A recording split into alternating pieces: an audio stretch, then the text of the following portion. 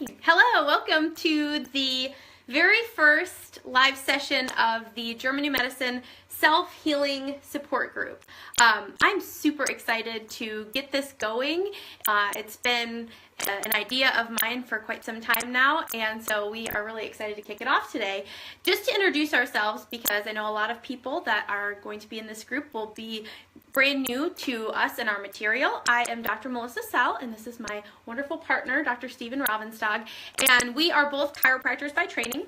I've practiced full-time and then full-time for 3 years, part-time for the last 2 years, and I am no longer doing active in-office practice because we have transitioned completely into helping people with their mindset as well as with applying the principles of German New Medicine.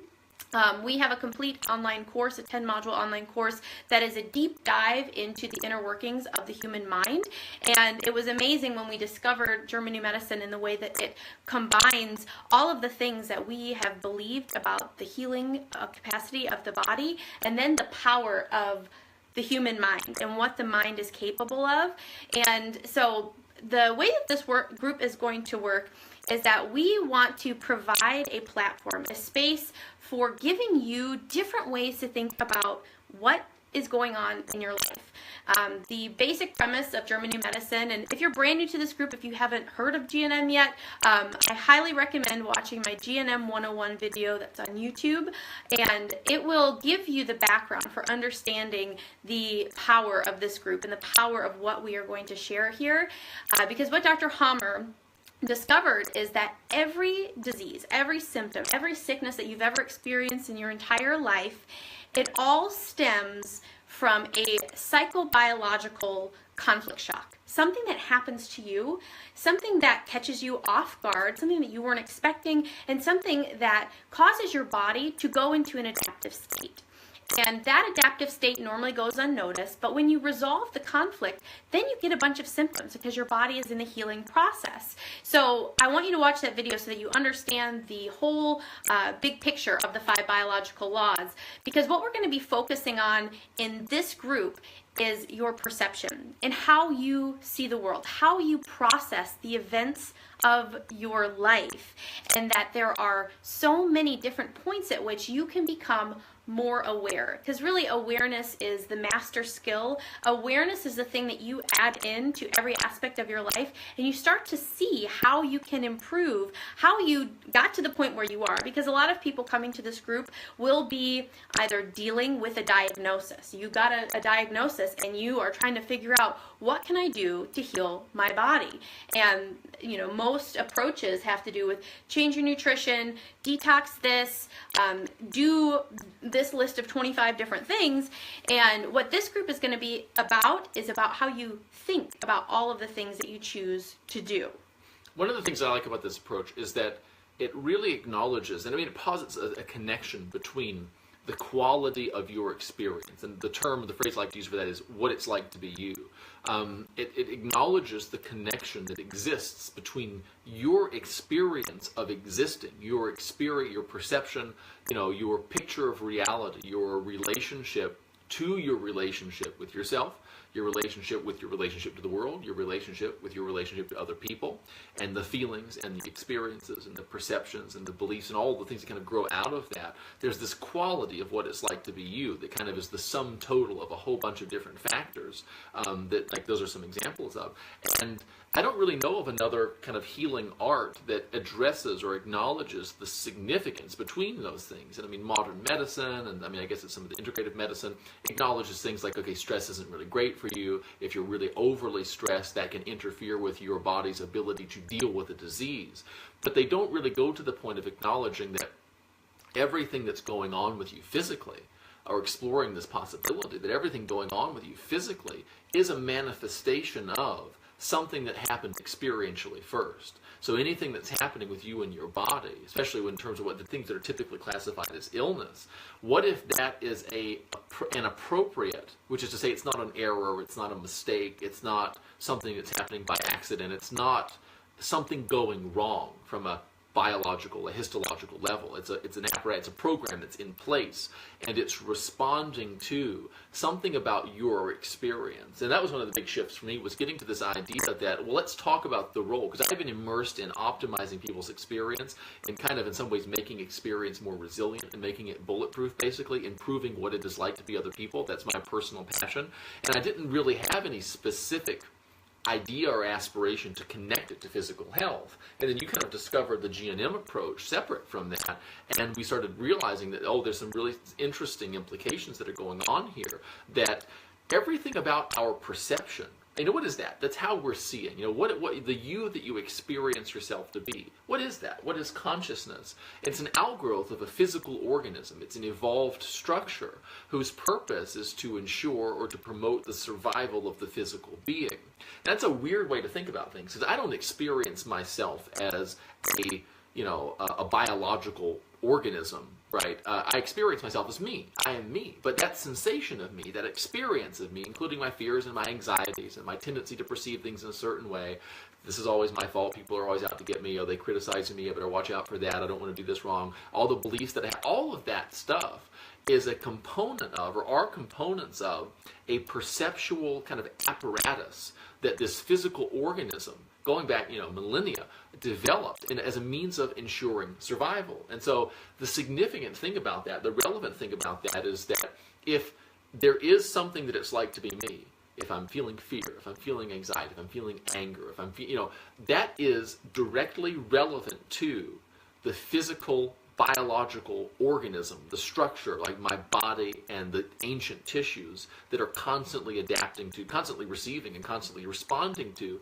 this information. And that was one of those big things too, is like this notion that there's nothing about what it's like to be you that's an accident. Like our capacity to feel, our capacity to perceive, our capacity to believe things, to think things, our capacity to experience, all of those are evolved abilities, and they've all evolved because they conferred some survival value. And the reason that they confer some survival value is that there is a program of biological response between the body, the physical body, deep structures, ancient tissues in the body, and everything that we feel, everything that we perceive, everything that we do. There's nothing superfluous. There's nothing unnecessary. There's nothing that's just here for the hell of it. You know what I'm saying? There's nothing about what it's like to be me that didn't develop because having that capacity to experience myself in that way was going to somehow or another relay relevant information to my body that would allow my body to start making changes that would sort of optimize my chances for reproduction, for survival, for carrying on. And so when you start thinking about it in that way, it's really interesting because you can start thinking about your experience in biological terms. And there's a couple of different ways that you can do that. And one of them is, so for example, what's the quality of what it's like to be me right now? To what degree is the quality of what it's like to be me characterized by sensations of danger, sensations of estrangement or alienation, sensations of worry, sensations of doing things wrong, sensations of being out of place, versus am I thriving? Am I feeling really good? Am I feeling empowered? Am I feeling safe? Am I feeling capable? All of those things represent communications to the physical body. And if you're feeling unsafe, then the body's going to be doing its best given kind of the constraints, what some people call limitations of matter, given what's available to the body in terms of what it can do. It's not going to turn you into a giraffe, right? Because it doesn't have the material for that, but it's going to change what's going on in its internal process at a deep level that you're not conscious of in response to what it's like to be you. And when you recognize that, and when you really begin to realize from the German New Medicine perspective how incredibly detailed the connections between psychological experience, the whole what it's like to be you thing, and the histological, which is the tissue level, embryological, very ancient tissues, right, going back to when you were first conceived, the intricacy of the relationship between perception and experience and actual physical histological response is incredibly detailed. And it's really, I was almost incredulous at how detailed it was when I first started looking into it. You begin to realize that what it's like to be you matters. And it doesn't really matter in a kind of like, nebulous, ethereal sort of way, like, oh yeah, okay, so you've got cancer, so make sure you relax and that you're not stressed so that you don't put any extra strain on your body. No, not at all. We want to look at specifically your experiences leading up, because it's not a general take it easy so that the medicine will work better. It's like, no, let's find out why your body is responding to your experience in a way that modern medicine has classified as an illness, as an error, as a mistake that has to be kind of bombarded and beaten into submission with poison, right?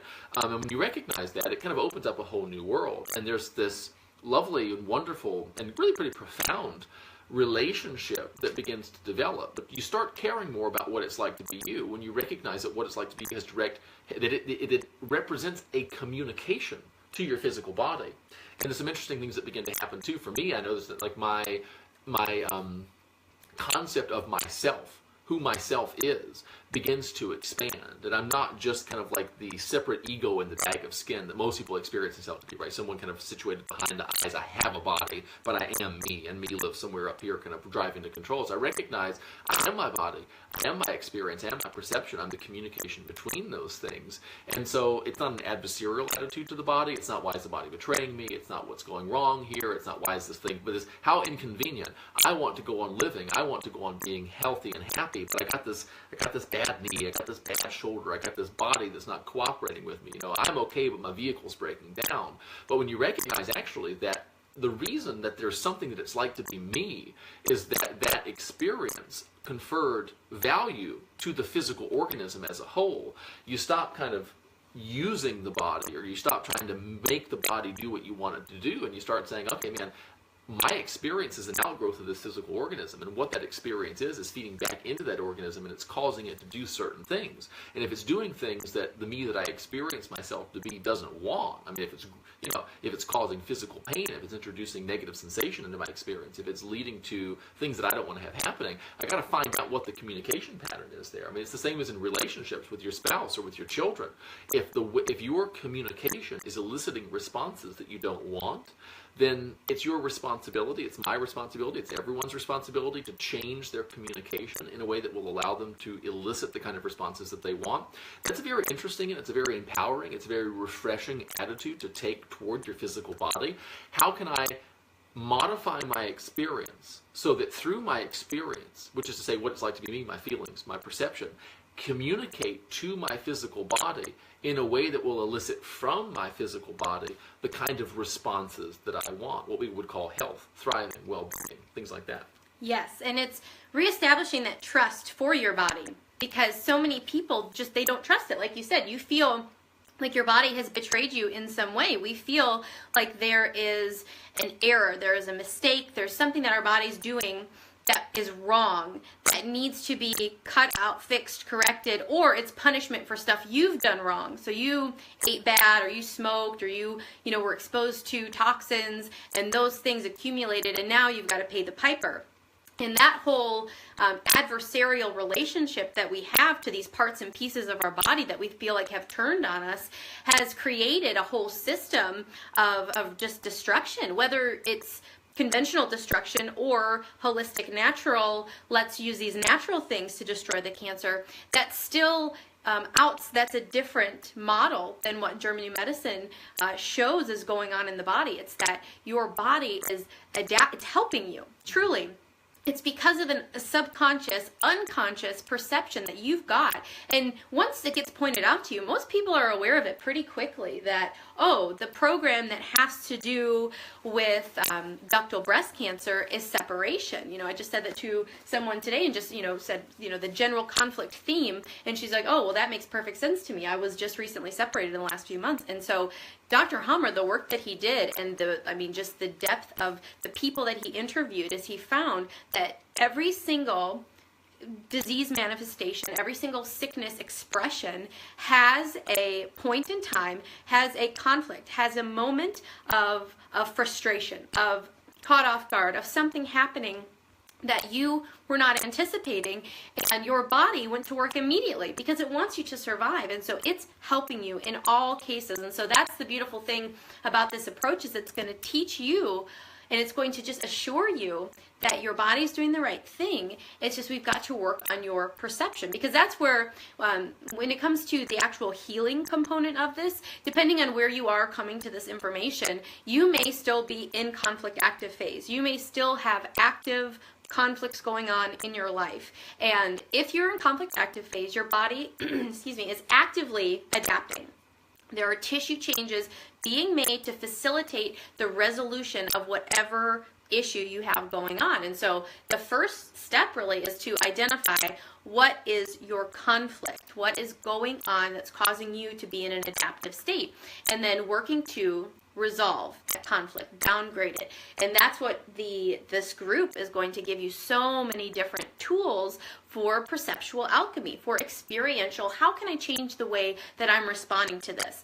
And it is extremely different than most common approaches to behavior modification or acceptance of things. This is going to give you step-by-step exercises, ways to think about your situation that will allow you to feel relaxed, that will allow you to feel in control. Because it's that feeling of, I'm not in control, someone else is making decisions for me, something is out of my hands. Feeling helpless truly is the heart of the conflict shock. It's something in that moment caught you off guard, and you now are helpless. You now are in a state of not being in control. And so you've got to take that control back. And that's what we want to give you, is the ability to realize that no matter what happens, it's this resilience, this anti-fragility, that you can become a person for whom you are imperturbable. There's nothing that can happen in your life that's going to derail you.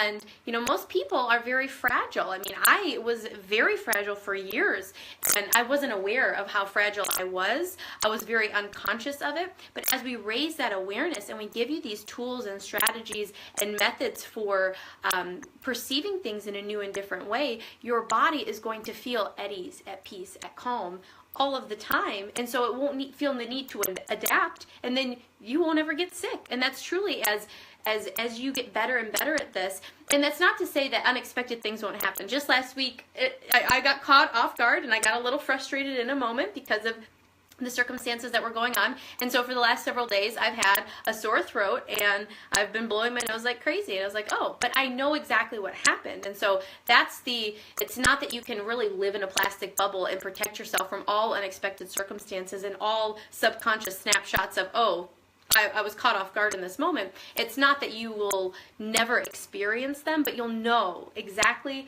what it is, how you're feeling, how you experienced it, and what your body is doing in response. Yeah, for me, it's one of these things, like our capacity to experience and to perceive. I mean, as a signal detection system, our brain is the most complex structure in the known universe, you know what I mean? And so we've got this incredibly powerful tool here. For most people, experiencing and, perceiving the world around them, perceiving themselves, the world, other people, their situations, their circumstances, the feedback they're receiving from their environment, from their physical body. I mean, everything about what it's like to be is a lot to it, right? And it's almost hard to talk about because it's so intrinsic to our existence. Consciousness, I mean, it just is. It's just constantly in the background. It's the background for which upon which the foreground of our life is written, right? And so it's a kind of tricky thing to talk about, but it's an incredibly powerful tool, and it's one of those things that science tends to take for granted. I mean, all of humanity tends to take it for granted because it's common to everyone. Because it's common to everyone, it's almost like it just equals out, so we don't even discuss it. But it's an incredibly powerful thing, and if you're experiencing unconsciously, then it's possible to experience, and this is the thing too, is recognizing that your experience of what it's like to be you is not just happening, right? Someone's got to do it, right? And it's you that's doing it. It's just that a lot of the doing goes on unconsciously. And that's not necessarily a bad thing, except unless the way that you're doing it is causing you to create an experience that is unpleasant, that you don't like. And when that's true, what does that mean? So if you think about that, if you think about what it's like to be you, and you think about consciousness and perception, you think about these things as survival tools for the physical organism, what does it mean? What are the implications when you are feeling bad? What does it mean for you to have a bad day? What does it mean for you to be angry? What does it mean for you to feel threatened or anxious or unworthy? I mean, those are significant communications to the physical body, because there's nothing that you can feel that doesn't have that. If you have the capacity to feel some way, it's because feeling that way represents some kind of communication to your physical body, right? And so everything that you feel is important. Not to say that you've got to be like the feelings police and feel bad about feeling bad, because that's just more of those communications.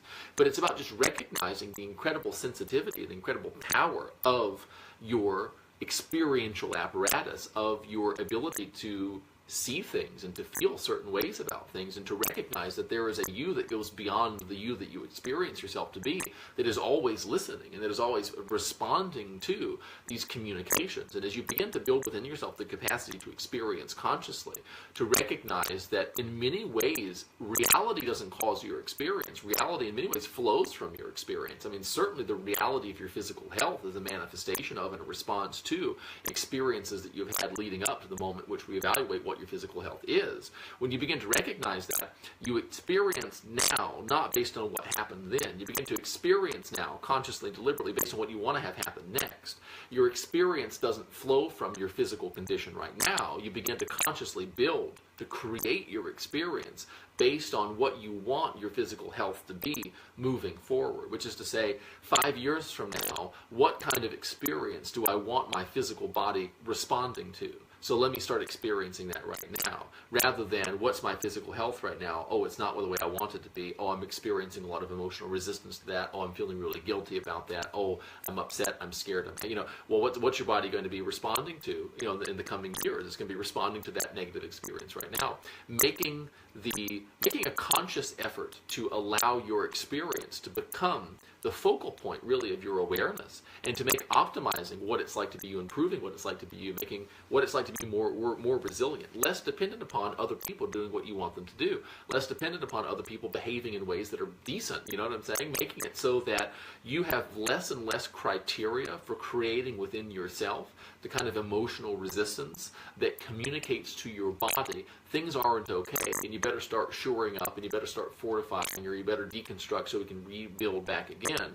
Sending messages of okayness, sending messages of well-being, sending messages of we got this under control, sending messages of listen, do routine maintenance and repair, don't mobilize all the forces for some kind of last-ditch survival effort. That's a really significant thing. And there's something wonderful that happens too when it feels really good to feel good, when you recognize that feeling good is not eroding good health, but it's building good health, that it represents a communication to your body that says all is well, keep going, right? We want to keep doing more of what we're doing right now. We want to keep kind of building things up in that really good way. And just recognizing it's the power of perception. And I mean, in the beginning, talking about your perception as if it is an activity, talking about your experience as if it's something that you can direct and control and have a say and a choice over sounds strange. I understand that. It sounded strange to us too.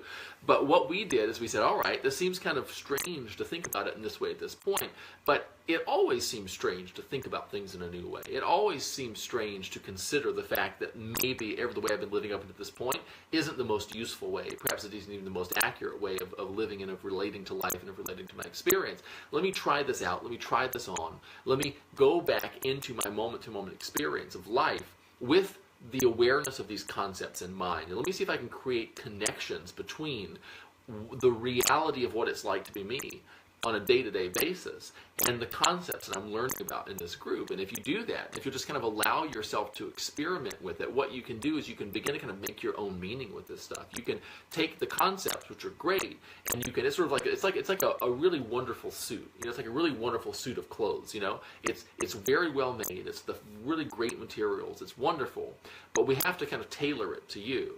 And it's like, it doesn't matter how well made the suit is. If it doesn't fit you, it's never going to look as good. It's never going to fit as well. It's never going to feel as good and be as pleasurable to wear as if we tailor it specifically to you. And the way that you get this concept, you get this framework, you get this way of thinking and acting tailored to you, is that you make these experiential connections points between how you've been living up into this point, and you say, oh, that's an example of this. Okay, I see what that means now. Actually, I don't just see what that means now, I don't just understand what that means. I feel what that means now. That's what this concept feels like. And then you say, oh, I wonder what other ways there are to do it. Okay, let me try. And you're just really kind of playful with it, and you're really kind of, delicate with it, and you're really just sort of curious about it. It's this different way of living. And it begins to kind of rebuild you and rebuild your experience so that we don't fix the experience you already have. We kind of deconstruct it piece by piece and we build a new and a better one by doing this different thing. Just by thinking about your experience is a really powerful thing. And the thing that I love about what we're going to be doing in this group is it's very different than what you're used to as far as the do this, don't do that. And that's what I taught for many years, was eat this food, not this, use this product, not that one, do these exercise, not that. And so the behavior modification is really what all of healthcare is centered around, holistic and non. You're doing these things, you need to do these things. And what we're going to be doing is not telling you what to do. Truly, it really has to come from, how do you feel about the things that you're doing? And the thing that I love about GNM, and the thing I love about this approach, is it helps you to understand the ultimate mystery is why do there seem to be no rules as far as who gets cancer, who doesn't get cancer, who gets cancer and then heals from it, who get doing natural, or who gets it and then heals from it after they did conventional, who did nothing, they heal from it, some people die. I mean, why does nothing happen to everyone? How come we can do all of this research and we can look at all of these different things and seem to have all of these, really complex ways of understanding what's going on, but nothing is across the board? Why is that?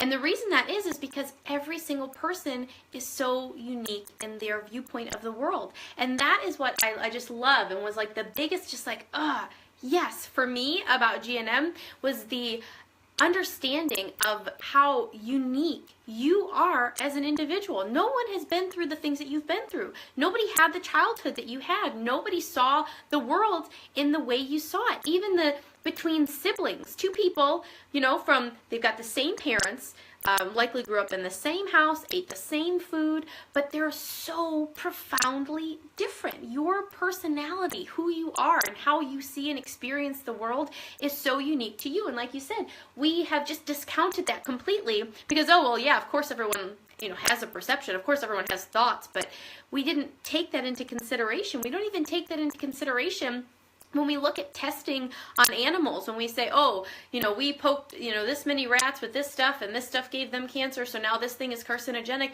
It's we didn't even take into account how these small animals were perceiving this, whatever they did to them, whatever procedures, whatever, that we decided, okay, now this causes cancer. Mice are very small, very vulnerable, very, their whole life is that of fear, like a mouse running from something is just what it does. It is prey. It's not, it's not a predatory animal. And so realizing that everyone has such a unique perception, that is how you can understand why even the person that you thought did all of the right things, even the person that you're I'm sure that they're going to heal from this cancer, they're this, that, and the other, and they do all this health stuff, and they did all of it, and then people are just kind of crushed when some people doing all the right things end up with a diagnosis. It's just so inconceivable. We just can't make sense out of it. And then it makes you feel what's the point of even trying to do that if that can still happen to someone? That's where this is the only approach, this is the only explanation, this is the only understanding that answers that in such an easy and understandable way. You're a unique human being. You have a unique perception. You saw the world in a particular way that caused your body to adapt. Even the healthiest person can still have conflict shocks, can still have unresolved psychobiological traumas that they're holding on to, that they're reliving on a regular basis. And no one even has to know that that's going on because it's all internal. It all happens behind the scenes. And because most people, they don't value their thoughts, they don't think that what they think about is all that important, we just don't realize what is going on at the tissue level. Every time that we feel despair, every time that we feel upset, your body, all of your cells are on board listening to you, listening to what is needed to keep us alive. Just think of them there, worshiping your consciousness. Every single cell in your body is worshiping your consciousness because that's all it's here for. All it's here for is function. I have a function. I serve a purpose. I have a function. I serve a purpose. And that purpose happens to be keeping this conscious being alive and moving. And so when you are experiencing something negative, something that you don't like, when you are lonely, when you're frustrated, when you're isolated, when you're afraid, when you feel rejected, when you feel sad, when you feel scared, all of your cells are okay, is it my turn? Is it my turn to adapt? Am I the one that can help you? And that's the cool thing about how specific these biological adaptations are, is that the way you perceive it impacts in a certain area of the brain, and that area of the brain controls a certain area of the body, and those tissues say, okay, I'm up to, it's my turn to help keep us alive. And when you realize that and you just have this understanding, it's like, oh my goodness, instead of hating on my cancer, instead of wanting to destroy it, I just need to understand that these cells are trying to help me, and I didn't realize it. And so even the anger you have against your cancer cells, that is fueling anger in your body. It's fueling frustration. It's fueling self-devaluation. And so that's where you just like all the puzzle pieces start coming together. And, when I first learned about GNM, I just kind of took it like, okay, well, let's see what this is all about. And when you start to just watch it, it's a phenomenological thing. It's not just a theory. It's not just an idea. It's something that you can witness and experience as a phenomenon in your body. And that's the coolest thing. And that's what I tell everyone kind of coming to this information for the first time. It's like, read the stuff, ask a couple questions, kind of like dig into it. But more than anything, watch it. Experience yourself, because you will have a conflict. Something will happen. If we get into a bad fight, if we're like, arguing about something, in the next couple days, both of our shoulders will hurt. His left shoulder because he's left-handed, my right shoulder because I'm right-handed, because it is a response to a self-devaluation regarding a relationship. I feel like I let you down. You feel like you let me down. Something like that happens, and your body literally is responding at every single time that you have a conflict. And a lot of times you won't have any symptoms. You won't even know that it happened. Most people, I know for a fact that I've had cancer several times. I know for a fact that I've had heart disease because I've had angers. I've had angina. I've had, strange things go on in my body that just, come and pass. And that's the thing, is your body is always in this state of adapting and healing.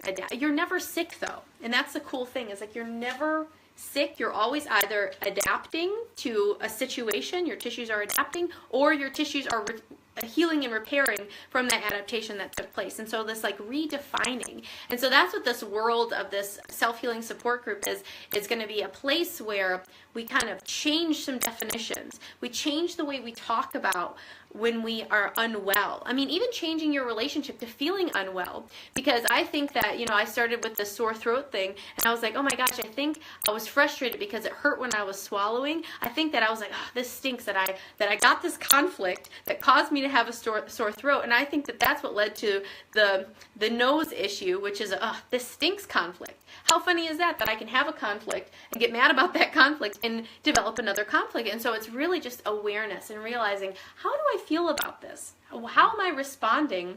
And sometimes you'll have already responded by the time you're aware of it, but that's fine. It's really just a growing process of becoming more and more aware, so that even, in the future, before it even happens, you'll say, I know that I have a choice. I know that I could respond in frustration. I know that I could feel rejected and hurt and alone. But you know what? I know that if I do that, my body is going to adapt. And truly just thinking even before the fact of like, I know how I could respond to this. I know how I tend to respond to this. Because most people have conflict themes, have things that happen to you very early on. And so it's like a generalization that you won't even really look into the details. You'll just assume that your friends were leaving you out. You won't give them the benefit of the doubt, and you'll go ahead and you'll feel rejected and isolated, and feel, hurt because, two friends got together and they didn't call you. And even though there's probably a complete understandable circumstance and you can give them the benefit of the doubt if you wanted to, most people who have that conflict theme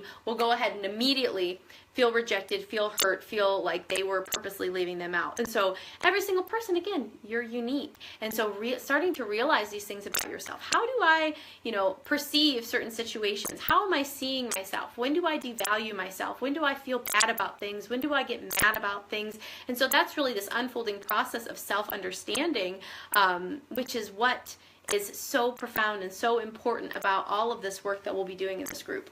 Yeah, so I think the big thing for me personally, and this is like, it's funny too, even listening to you talk about like this stinks conflict and these really specific things. I remember it seemed very far-fetched to me in the beginning. I had no interest in being convinced that this stuff was useful or accurate in the beginning, and you were super into it, and you were like, he's very objective. He likes to kind of like stay. And I get into things a lot more quickly, I guess. And so I was surprised as I continually was exposed to this information, just kind of living in the same space, and here, oh, what are you doing? Oh, I'm doing this, and explaining these different things to me, and it's like, well, it actually makes a lot of sense when you begin to think about what the body's doing and what the relationship is between the physical body and this thing called consciousness and this experience of existence, this experience of being a person. And for me, one of the big kind of switches was beginning to think of my experience as a form of communication, that recognizing that really the primary function of this thing called experience, and I'm coming from like the personal development, the spiritual development, the I want you to feel better, I want to help you feel the way you want to feel perspective. Basically, I'm sold on it from there. I'm not even looking beyond that, but then recognizing, there's actually direct physical implications for why improving your experience is really important, because your experience and the quality of your experience is a communicate. The purpose of your experience, the reason there's an experience at all, the reason the experience is the capacity to be as enriched as it is, to be as multifaceted, as nuanced as it is because that serves some kind of a purpose, and it's a communicative purpose. It's giving the body information about what is going on, what might be going on, what might be likely to go on, what the current best information allows us to predict or to surmise or to anticipate might be going on in our future. So body, to the degree that you're capable, begin to make all changes that are generally appropriate for the situations that the current information seems to be suggesting might be the case at some point in the future. The body's responding to all that stuff. When you're talking about those individual cells, if you think about this, these cells are, and we're talking about skin cells, bones, whatever, all of them, they're in this body. They're all kind of in this it's a confederation, really, of individual units of function. They're scanning all of the information being provided to them by the nervous system for information that might be relevant to them. You know what I mean? And that information, a lot of it is experiential. A lot of it is, even like your conscious mind is such a small component of the overall neurological structure in your body, but it's like the periscope that sticks out of the submarine, and it's kind of looking around, and it's signal detecting, and it's saying, what's over there, what's over there, and the information comes in, you process it. There's these emotional centers in the brain, and all in the brain, and the brain begins to change its physiology, or the body's physiology in response to that, but there's communication kind of all the way down. There's like acute responses, like your heart rate increases, obvious physiological changes. There's also kind of like long-term responses, right? The kind of trickle-down stuff. They're like, let's get away from this situation stat, and in case this happens again, let's do what we can kind of within reason. Let's allocate some amount of the budget of this body here toward making adaptations that are appropriate for this thing that we've perceived. And so the thing I really love about it is that it makes sense out of your subjective experience mattering, because from the medical perspective, a lot of people would say, look, I'm sorry you're feeling bad. Who cares about that? The problem is that you've got rapid cell proliferation in your body. I'm sorry you're feeling bad, but what difference does it make if you're emotionally traumatized about something? You know what I'm saying? This is going to kill you. Your emotional trauma is just going to make you feel sad, right? The thing is, though, to recognize, wait a minute, why is the capacity for emotional trauma present? Why does this survival-based organism have the ability to experience what we have kind of psychologically or psychiatrically or societally conceptualized as emotional trauma? Emotional trauma must have some kind of survival value. And if it has some kind of survival value, there must be a mechanism by which that survival value is conferred. There must be some reason. It's a conflict, right? Yeah. There must be some reason. No, it's a healing. That's what this is. Right. All symptoms are healing. There must be some reason that this capacity to experience emotional trauma or stress or whatever, it's got to be communicating something to the physical being, and it's got to be something relevant. What would it be? And so just recognizing your experience as a communication to your physical body is a very interesting thing. And it also makes wonderful sense out of doing whatever you can to optimize what the quality of your experience is, because you in general, you optimize the quality of your experience, you optimize the quality of that communication. It is a really super relevant thing, and it's just recognizing that you've got this incredibly powerful signal detection system that, by the way, favors false positives, which means, by the way, it favors telling the body something bad might be about to happen. That would rather do that when everything's fine than it would miss something, because if you get a false positive, which is hey, we might want to start adapting because there might be some threat in our environment, well, that's not going to kill you right away. Over time, it could get to the point where it becomes a problem for the body, right? But if it, let's say, fails to detect something, a danger that is in fact there, if it doesn't adapt to something that it could have adapted to but just chose not to, that's much more likely to kill you. And so that's the reason that we have, I mean, what you might even call like an overreactive kind of capacity. That's the reason that it's a hair trigger thing. That's the reason that you have that one frustrating instance, and it's like the body goes full on in, and you're like, whoa, whoa, no, it's fine. And it's like, well, the program already started. It's because it actually, there's science that they've done studies that show that your nervous system, like before you even realize that you've made a decision about something, that you were going to do it, your nervous system knew you were going to do it before you were conscious of it, like something like 8 to 12 seconds before you are conscious of a decision. Your body has already, like your nervous system, the messages move like 200 miles an hour. Like your body, before you're even conscious that something happened that was frustrating or irritating or caught you off guard, your body was already caught off guard. Your subconscious mind makes an immediate assessment of everything. I mean, it's so aware. What we and so experience alert. as free will is actually the echo of a decision that was made kind of pre-consciously. Yeah, and again, what is it? It's that primal, there's this primal part of you that is important for survival. Your ability to activate when you hear a rustle in the bush, you don't wait to find out whether it's a predator or just, the wind. You immediately respond. And so, but now because we don't have those type of threats typically, you want to just be more discerning in what you allow to get you going. You know what I mean? And so we invite potential threats into our living room every time we turn the TV on. Every time we turn it on and we allow ourselves to get pissed off about something that we always get pissed off about, but we don't realize that being pissed off, even recreationally, just because you're used to it, because everybody in your family gets pissed off when they watch whatever, news station.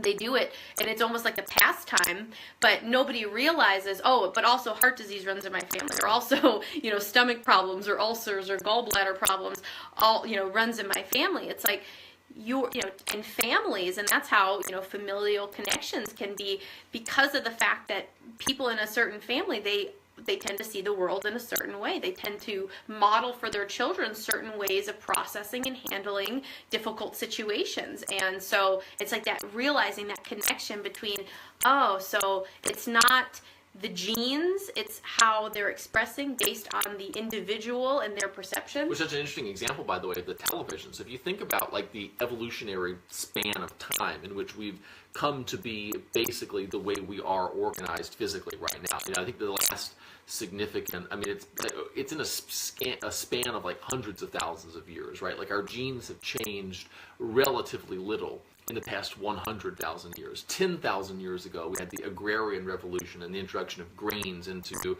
human consumption on a large scale, right? So we're talking about people have been eating bread. Bread is an ancient thing, and it, was 10,000 years ago, and the last time there was significant net change to the human gene pool was 100,000 years ago, right? Our nervous system has been structured about the way that it is right now for a pretty long time. And then think about the invention of the television, which is the capacity for information to be in your face, not written down, but literally you see it, you hear it, and you feel it internally. That's happened in the past 100 years. So it seems that when you really think about it like that, it seems silly to assume that a nervous system that was evolved in a span of time that, basically 100,000 years ago was relatively recent, it would have never encountered something that looks so threatening as watching war or watching a horror movie or watching something upsetting on a television that posed no threat whatsoever. That's an unprecedented event in human neurological history, that you could see things that would be viscerally upsetting, but that pose no threat to you physically, no imminent danger to you. And then when you start thinking about, well, God, think about the degree to which information consumption characterizes the average person's life these days. We're constantly inundated with news and with information that's presented to us as though it were the most important thing in the world. It's usually really terrible. It's usually really bad news. And we've got this addiction to it. Why? Well, because the whole why do people watch news? Why do people look for things to be angry about, to be afraid of, to be sad about? Well, because, people think that they're socially responsible or whatever. The reality is, though, they're addicts, that the nervous system is kind of designed with a bias towards seeking out potential danger. And there's this it doesn't feel good, but it sure does feel right, to look around and to scan for things to get upset about. It's because we're looking for those dangers. What you've got is a Neolithic neural signal detection system. This experience is what it's like to be you. It's exposed to light, the speed of light information coming in. And, it would be silly, it almost seems naive to think that the physical body isn't or wouldn't be responding to those things. I mean, it's crazy, isn't it? I mean, why? You'd have to almost form a convincing argument that consuming upsetting information or creating unpleasant experiences for yourself aren't harmful to the body, or that don't cause what we would consider to be harmful effects in the body, don't elicit adaptive responses and trigger biological programs, because the capacity to be upset is there to tell the body that it is time to adapt. It is what communicating to the body, hey, there might be trouble, start adapting. It's what that feels like, and recognizing that how you feel is what it feels like to be telling your body to either adapt or continue to thrive and develop, and recognizing that is a big thing. And there is a difference between, it's not every time that you get a little annoyed when you watch the news that you're going to have a biological program set off. It really does have to do with something unexpected. Something like if you're going to watch a horror movie, it's going to be scary. You're kind of prepared for that. Unless something absolutely terrifying, catastrophic happens, outside of the ordinary, what you would expect for that movie, it's unlikely to trigger a conflict shock. Because again, that shock component, that unexpected, that caught off guard, is a very important part of the program being initiated. Because there is that capacity we have to expect, I know that this kind of annoying thing is going to happen to me in a week or two. I have to go here, and this thing's going to happen. It's sort of like hitting the thing at the carnival, and the thing kind of comes up, and it's like the conflict shock will be you hit the thing and it hits the bell. Yeah, It either hits the bell or it doesn't. And so I think constantly kind of hitting the thing and it kind of goes up and it kind of goes up. You know what I mean? But there are those things that do kind of catch you off guard. And when you move from that point, I'm saying that the best thing I can relate to this is that when you move from that point of everything's okay, and you are then instantly in a totally different state, and you don't even realize it for several minutes or several seconds afterwards. Yeah. You know what I'm saying? So a person could have some kind of a shock or something like that from, say, someone really doing something crazy in traffic, right? That can actually set them off. Oh yeah. But it's those moments when you segue into and you're there for a second, right? You're genuinely, viscerally kind of upset about something. That's when you pinged the program. Yeah, and so it's that constant, it's just that awareness. How am I feeling? How am I responding? And then these things that have the long-term conflicts are the ones that will lead to these chronic issues, or even a lot of cancers. They don't happen just in an instant. If it's just a 2-minute conflict and then it's completely resolved, that doesn't result in a detectable cancer. It's when it's something that's active for you over a long period of time, or it's very, very intense and it's going on for a certain period of time. That's when the cells will accumulate to the point that they could ever be detected. And so if you've had something that's just it's a theme for you, it's something that irritates you on a regular basis, it's a hurt that you regularly revisit, and that's the thing, is because we have this capacity to think about things and to ruminate on things and to remember things from the past and to keep hurts active in our mind, that we think about it frequently. And a lot of people will go into healing, but then they have what's called a hanging healing, where you've resolved it, but then you've reactivated the conflict. And so it's that back and forth that will cause chronic symptoms, things like flare-ups, things where you are, everything's fine, and then you're back into your symptoms again, and you think everything's fine, and then you're back into the symptoms again, and you go back and forth because you've never finished the full healing program, because you're continually reactivating. There's something called tracks and triggers, which is such an important thing to become aware of, because at the moment of your conflict shock, the moment that the thing happens, your body, again, it took a snapshot of everything going on. The food that you were eating, the smells you were exposed to, where you were, the season, everything about it, your body, it's taking notes. It's like, okay, this happened. We've got a whole list of things that happen. And so your body in the future, should it come across one of these tracks, one of these triggers, you can be set off just because you were exposed to something that's tied to this psychobiological trauma, to this thing that happened.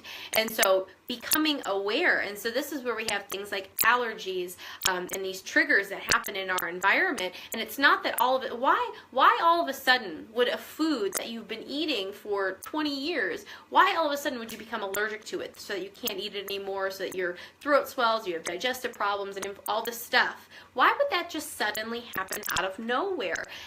And so when you ask those questions, like, well, I don't really know, but I can't really handle it. And so realizing that that was tied to some type of conflict going on, that you can resolve that conflict, and many people resolve their allergies. Obviously, you don't want to just expose yourself, say, oh, I'm not actually allergic to this.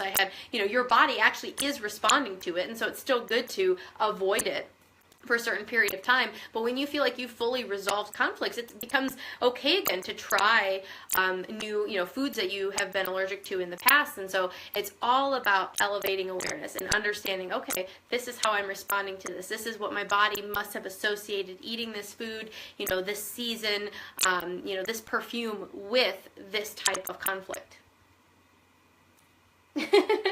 So what we want to do in this group is, the way it's going to work is you can ask questions. We did it in this way because there are so many people that deal with similar conflicts. I mean, we are all human. We all have had experiences in our life. And so there's a certain range of ways that we process and deal with information. And so we want to take whatever it is that you're dealing with. What's your conflict? Is it, do you feel isolated and lonely? Do you have an anger conflict? Are you having an identity conflict? Are you having, so all these different conflict themes, we want to give you different ways of processing, ways to think about what you've got going on. We'll talk about very common things like guilt and regret and worry, things that most people, we all have experienced before. But when you realize how profoundly those emotions are impacting you on a physiological level, there's got to be a better way. For a while, I didn't think I had options in how I responded. It's like, oh, I did this, so I've got to feel guilty or bad for this period of time. It's just how things are. And that's really just how I experienced my life, was that if you do something, you have to feel bad. You've got to feel guilty, or else, people will know you're sorry for a certain period of time. And when you don't realize that there is more flexibility, that you've got more power to change the way that you respond, this is like giving you the keys to the kingdom, knowing that I don't have to feel this way that I'm feeling, that I've done it for a very long time and I'm just very good at doing it. I don't have to feel this way. I don't have to feel this anxiety. I don't have to feel this worry. I can change this. I can transmute this. And so that's really what we want to help you to do, is to transmute whatever negative emotions you're feeling, understand and realize that you can change. And it's just the power of this mental alchemy, that you can take whatever crap is going on in your life, and there is a way to use your mind to process things, and that will allow you to feel good, to feel secure, to feel safe, to feel confident, to feel resilient, to know that you've got this, to just build you up with this internal okayness, that I am okay. It's that feeling of vulnerability, of feeling scared, of feeling helpless, of feeling not okay, of feeling like you don't have the answers, or you can't figure it out, or you're not good enough, you're not smart enough. It's those feelings, again, that helpless, poor little, it's your body is adapting because it thinks that there is a major threat in your environment. And when you become this confident, resilient, bold version of yourself, you will step into this whole brand new life and the brand new body, because that body is going to be strong, safe, comfortable, capable of handling what life happens to give it. And so that's how this is going to work, is you can ask questions.